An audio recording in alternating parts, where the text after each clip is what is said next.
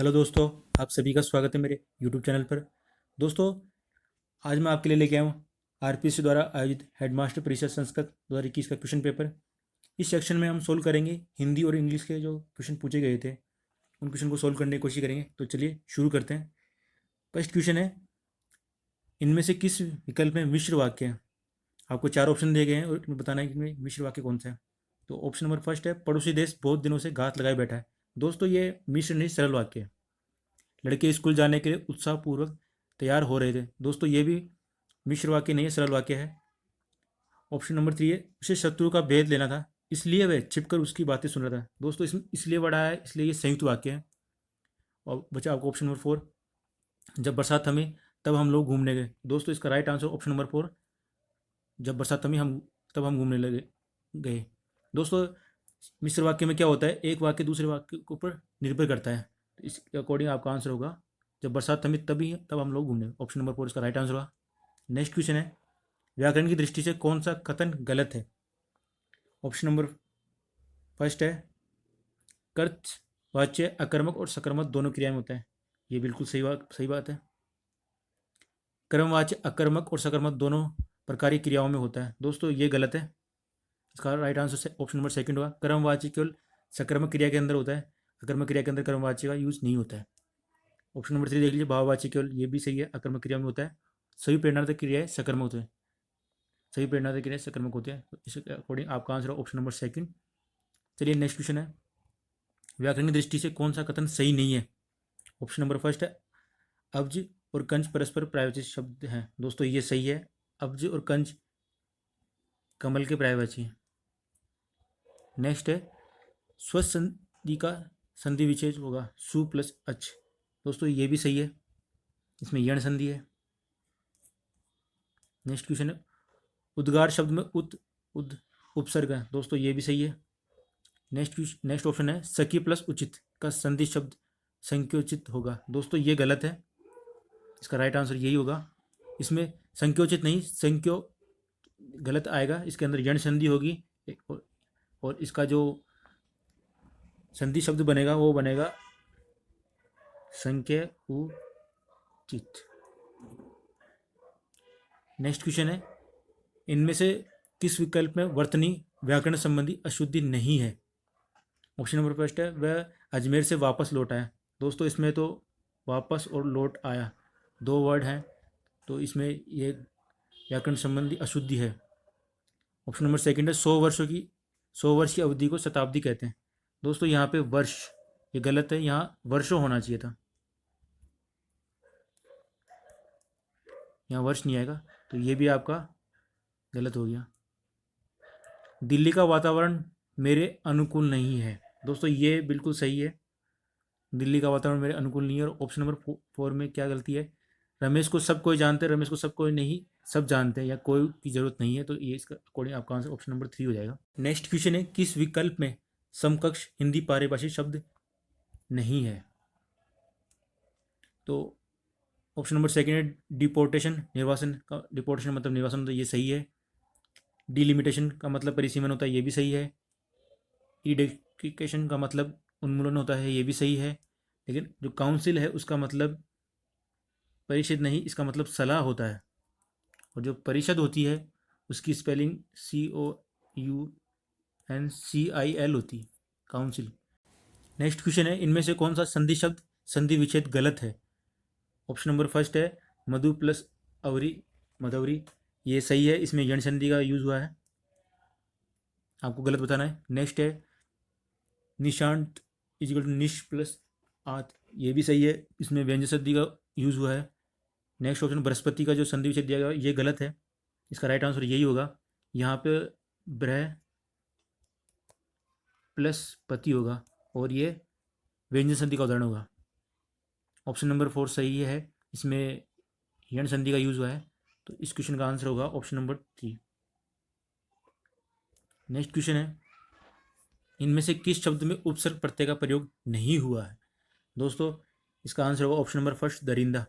बाकी बेवकूफ़, बेलचा और मशालची में उपसर्ग और प्रत्यय दोनों का यूज हुआ है। नेक्स्ट क्वेश्चन है, किस विकल्प में समकक्ष हिंदी पारिभाषिक शब्द गलत है? ऑप्शन नंबर फर्स्ट है प्रिजुम्पशन, इसका मतलब उपधारणा और धारणा होती है, ये सही है। प्रोक्सिमिटी का मतलब निकट और सामीप्य होता है, ये भी सही है।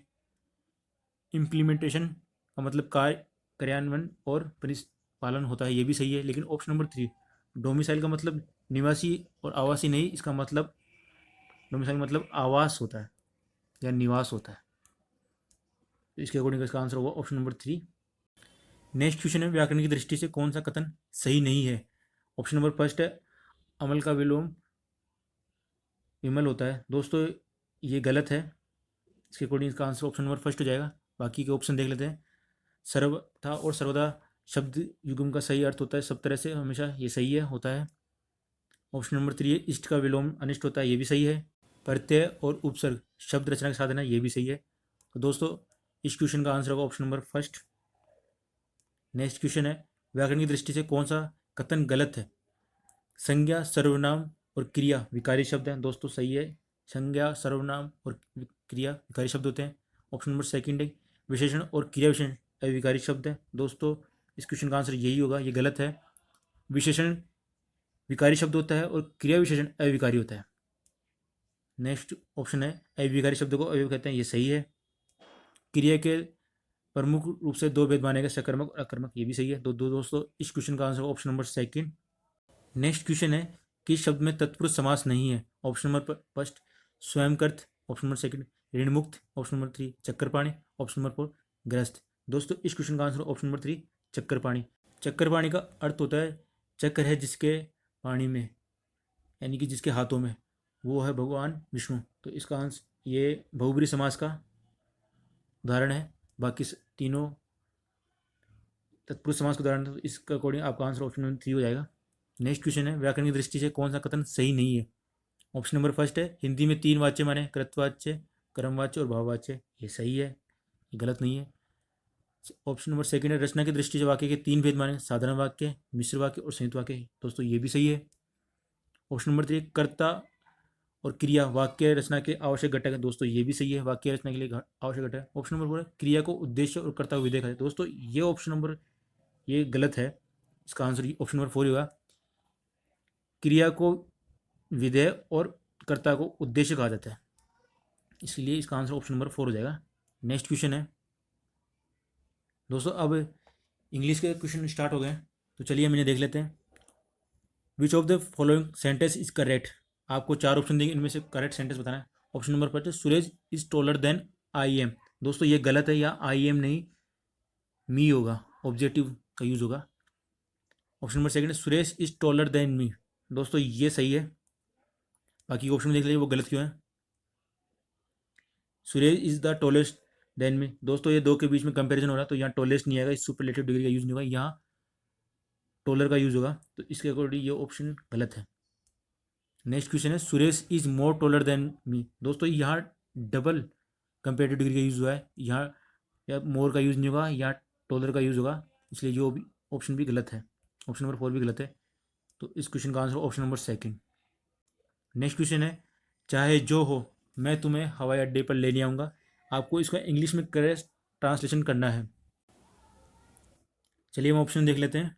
ऑप्शन नंबर फर्स्ट है कम वार्ड में I will definitely come to receive him at the airport. यहाँ हिम नहीं आएगा, इसलिए ये गलत है, ऑप्शन नंबर फर्स्ट गलत है इसका।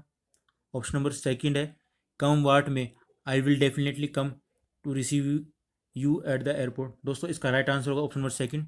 बाकी के ऑप्शन देख ले वो गलत क्यों है। Whatever will come I will come to receive you at the airport, यहाँ इन्होंने संभावना बताई है, जबकि क्वेश्चन में चाहे जो भी डेफिनेटली बोला गया, तो यहाँ पे ये गलत हो जाएगा।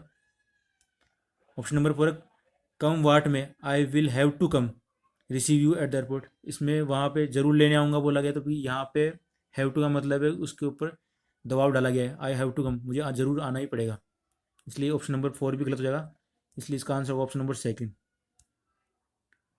नेक्स्ट क्वेश्चन है फिलिंग द ब्लैंक्स करना है आपको।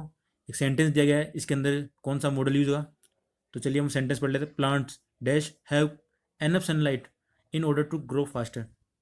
प्लांट्स को एनफ सनलाइट चाहिए इन ऑर्डर टू ग्रो होने के लिए, तो इसमें मे का यूज़ नहीं होगा क्योंकि संभावना बताता है, केन की भी संभावना और कुड का जो पास्ट की संभावना बताता है, यहाँ आपका मस्ट होगा, प्लांट मस्ट हैव, प्लांट को ज़रूरत है, मस्ट मतलब चाहिए ही चाहिए, have enough sunlight to grow, उन्हें ग्रो होने के लिए। तो इस क्वेश्चन का आंसर होगा ऑप्शन नंबर थर्ड, मस्ट।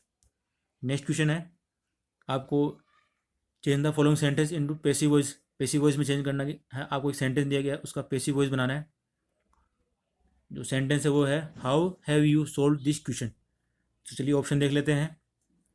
इसमें ऑप्शन नंबर फर्स्ट है, how this question have been solve by you.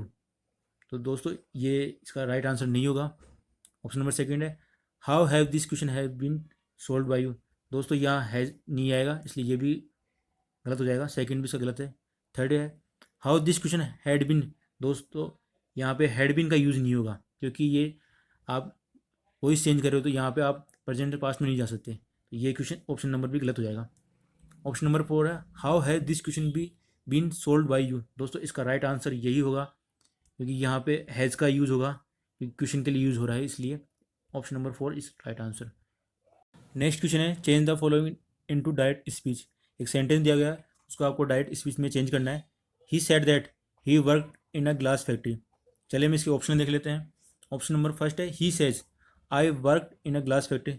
दोस्तों जो यहाँ की इसकी जो रिपोर्टिंग वर्ब है वो प्रजेंट में है। अगर वो रिपोर्टिंग वर्ब प्रजेंट और फ्यूचर में होती है तो उसकी रिपोर्टिंग स्पीच में कोई चेंज नहीं होता है, जबकि यहाँ पे इसकी रिपोर्टिंग स्पीच में आप देख सकते हैं यहाँ चेंज किया हुआ है। तो इसलिए ऑप्शन नंबर फर्स्ट इसका आंसर नहीं होगा। ऑप्शन नंबर सेकंड है, he said I work in a glass factory. दोस्तों यहाँ पे इसकी जो रिपोर्टिंग वर्ब है और रिपोर्टिंग स्पीच दोनों प्रेजेंट में दी हुई, सॉरी पास्ट में दी हुई है। लेकिन अगर ये इसकी रिपोर्टिंग स्पीच पास्ट में दी हुई होती है तो इसको इनडायरेक्ट में कन्वर्ट करते वक्त वो जो अगर ये प्रेजेंट सॉरी पास्ट सिंपल में है तो उसको रिपोर्टिंग स्पीच जो आपका इनडायरेक्ट बनाएंगे उसके अंदर उसकी जो रिपोर्टिंग स्पीच होगी वो पास्ट परफेक्ट में होगी। जबकि आप देख सकते हैं इसके अंदर इसकी जो रिपोर्टिंग स्पीच है इनडायरेक्ट के अंदर वो पास्ट में ही है, पास्ट सिंपल के अंदर। तो इसका अकॉर्डिंग इसका आंसर ऑप्शन नंबर सेकंड नहीं होगा। ऑप्शन नंबर थर्ड देख लेते हैं, he said I worked in a glass factory. दोस्तों इसका राइट आंसर होगा ऑप्शन नंबर थर्ड। यहाँ पे आप देख सकते हैं इसकी जो रिपोर्टिंग वर्ब है वो पास्ट में, लेकिन जो इसकी रिपोर्टिंग स्पीच है वो प्रजेंट में है। तो ये प्रजेंट सिंपल में है, तो ये प्रजेंट सिंपल से यहाँ पे ये पास्ट सिंपल में जाएगी। तो इसके अकॉर्डिंग इसका आंसर ऑप्शन नंबर थ्री हो जाएगा। ऑप्शन नंबर फोर देख लेते हैं, ये क्यों नहीं है। He said that he worked in a glass factory. दोस्तों इसकी जो रिपोर्टिंग स्पीच है दैट ही है, ये आई नहीं सकता, ये इनडायरेक्ट में यूज होता है, डायरेक्ट में यूज नहीं होता, इसलिए इसका ऑप्शन नंबर फोर गलत हो जाएगा। नेक्स्ट क्वेश्चन है, how do you sign off an official letter. आपको जब ऑफिशियल लेटर लिखते हैं उसके लास्ट में जब आप साइन ऑफ करते हैं तो आप किस फॉर्मेट में लिखते हैं। दोस्तों ना तो फर्स्ट की तरह लिखा जाता है, ना सेकंड की तरह, ना थर्ड की तरह, ये ऑप्शन नंबर फोर की तरह लिखा जाता है, इसलिए इसका right answer option number four होगा। नेक्स्ट क्वेश्चन है, फिलिंग द ब्लैंक्स दिया गया है। आपको एक सेंटेंस दिया गया है, उसके अंदर आपको जो ऑप्शन दिए गए हैं उनमें से जो करेक्ट ऑप्शन है वो फिलिंग करना है। तो चलिए हम पहले सेंटेंस पढ़ते हैं, उसको समझने की कोशिश करते हैं। You must learn dash English every day to improve it. तो दोस्तों इसके अंदर जो आंसर होगा वो अ लिटिल होगा, ऑप्शन नंबर फर्स्ट होगा। You must learn a little, आपको थोड़ी थोड़ी इंग्लिश सीखनी है डेली, ताकि आपकी इंग्लिश डेली इंप्रूव हो सके। ये और ये जो इंग्लिश है ये अनकाउंटेबल नाउन में यूज़ हो रहा है, तो इसलिए ये अ लिटिल यूज़ होगा। यहाँ मैनी यूज़ नहीं होगा।